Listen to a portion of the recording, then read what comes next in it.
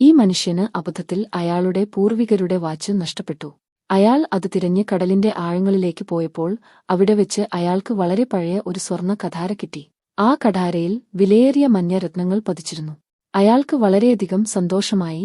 അയാൾ വേഗത്തിൽ മുകളിലേക്ക് വന്ന് തന്റെ കൂട്ടുകാരോട് ഈ വിവരം പറഞ്ഞു. അവിടെ ഒരു നിധി കിട്ടിയെങ്കിൽ അവിടെ ഇനിയും നിധികൾ ഉണ്ടാകുമെന്ന് എല്ലാവരും വിചാരിച്ചു. അതുകൊണ്ട് അവർ 4 പേരും വീണ്ടും കടലിലേക്ക് ചാടി. അവർ കടലിന്റെ അടിയിലെത്തിയപ്പോൾ അവിടെ തുരുമ്പിച്ച ഒരു കല്ല് കണ്ടു.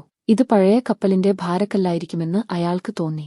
അതിനർത്ഥം അവിടെ ഇനിയും നിധികളുണ്ടാവാം. അതിനാൽ എല്ലാവരും ചേർന്ന് കഠാരയെടുത്ത് തിരയാൻ തുടങ്ങി. മെറ്റൽ ഡിറ്റക്ടർ നിലം സ്കാൻ ചെയ്തപ്പോൾ അതിന്റെ സൂചി വേഗത്തിൽ കറങ്ങാൻ തുടങ്ങി. അവിടെ വലിയ എന്തോ ലോഹ സാധനമുണ്ടെന്ന് അവർക്ക് മനസ്സിലായി.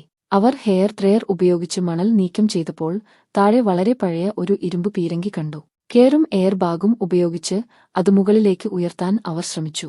അവർ പീരങ്കി മുകളിലേക്ക് കൊണ്ടുവരുന്ന സമയത്ത് ബോട്ടിൽ നിന്ന് അവരുടെ കൂട്ടുകാരൻ പോലീസുകാർ പട്രോളിംഗിനുണ്ടെന്ന് മുന്നറിയിപ്പ് നൽകി. പീരങ്കി ഒളിപ്പിക്കാനായി എയർ ബാഗിൽ നിന്ന് കുറച്ച് കാറ്റ് കളയാൻ ജാക്ക് ആംഗ്യം കാണിച്ചു. പക്ഷേ കൂട്ടുകാരൻ അബദ്ധത്തിൽ എയർ ബാഗ് മുഴുവൻ തുറന്നുവിട്ടു. ഭാരമുള്ള പീരങ്കി അതിവേഗം താഴേക്ക് വീണു. കെയറിൽ കുരുങ്ങിയ ജാക്കും അതിനൊപ്പം താഴേക്ക് വലിക്കപ്പെട്ടു. മറ്റു 3 പേരും അവനെ രക്ഷിക്കാൻ ഓടി. പക്ഷേ പീരങ്കിക്ക് ഭാരം വളരെ കൂടുതലായിരുന്നു. അവർ ഒരുപാട് ശ്രമിച്ചെങ്കിലും പീരങ്കിക്ക് അനക്കം വന്നില്ല.